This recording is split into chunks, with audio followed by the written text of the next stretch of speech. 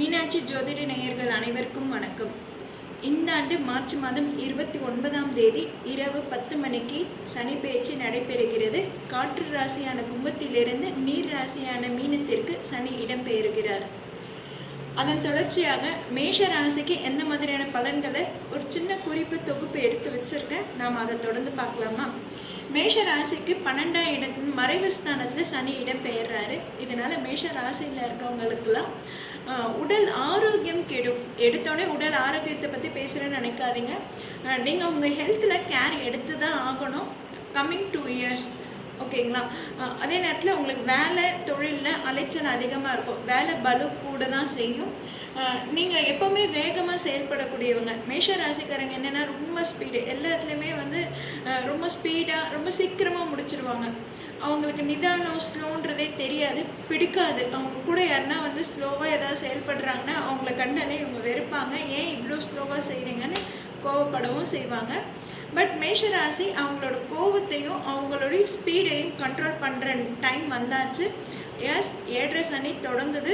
12ஆம் இடத்துல சனி மறைவு ஸ்தானத்தில் வர்றதுனால கொஞ்சம் உங்கள் வேகத்தை குறைச்சிக்கிறது ரொம்ப நல்லது. அதே நேரத்தில் மற்றவங்க என்ன சொல்கிறாங்க, மற்றவங்க என்ன விஷயத்த சொல்ல வராங்கன்றத கொஞ்சம் காது கொடுத்து கேளுங்க. ஏன்னா நீங்கள் வேகமாக செயல்படுறதுனால மற்றவங்களோட மனப்போக்கு எந்த மாதிரி இருக்குன்றதை நீங்கள் கவனிக்க மாட்டீங்க. ஸோ நீங்கள் இப்போ மற்றவங்களோட பேச்சையும் கொஞ்சம் கவனித்து தான் ஆகணும். பொதுவாக மேஷராசி என்ன மாதிரினா ரொம்ப சுறுசுறுப்பாக இருப்பாங்க. அவங்க வேலையில் ரொம்ப கண்ணும் கருத்துமாக இருப்பாங்க. இவங்களுக்கு இப்போது வேலையினால ரொம்ப அலைச்சல் அதிகமாக ஏற்பட போகுது. உங்கள் வேலைக்காக நீங்கள் நிறைய ட்ராவல் பண்ணுறதுக்கும் அதே நேரத்தில் உங்கள் வேலையினால உங்கள் தூக்கமும் கெடும். ஓகேங்களா? இவங்களுக்கு ரொம்ப பாசிட்டிவாக என்ன சொல்லலான்னா, மேஷராசிக்கு இந்த 7.5 சனி தொடங்குற நேரம் ஆன்மீக சிந்தனை அதிகரிக்கும்.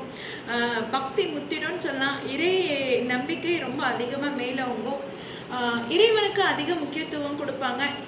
இந்த மாதிரி இறைவன் அதிக முக்கியத்துவம் கொடுக்குறவங்கள சிவ வழிபாடை மேற்கொள்ளுங்க, நல்ல பலனை கொடுக்கும். குறிப்பாக மேஷ ராசியில் இருக்கவங்களுக்கு மீனத்தில் யாருக்கெல்லாம் சனி இருக்கோ அவங்க இன்னும் கொஞ்சம் கேர்ஃபுல்லாக இருக்கணும். இவங்க செயல்படுற விஷயமும் இவங்க செயல்படுற காரியமும் கொஞ்சம் தடங்கள் தாமதம் ஏற்படும். கன்சிஸ்டன்சியாக நீங்கள் உங்களோட ஒர்க்கை நீங்கள் டார்கெட் பண்ணி செஞ்சால் தான், தொடர்ந்தால் தான் உங்களால் அச்சீவ் பண்ண முடியும். அதனால் நீங்கள் எனக்கு எந்த வேலையும் நடக்கலை, நான் எது தொட்டாலும் விளங்கலை அப்படின்னு நீங்கள் நெகட்டிவாக திங்க் பண்ணாமல் இன்னும் 2-3 வாட்டி எஃபோர்ட் போட்டால் கண்டிப்பாக சக்ஸஸ் ஆகும்னு பாசிட்டிவாக யோசிங்க. கண்டிப்பாக உங்களுக்கு நல்லது நடக்கும்.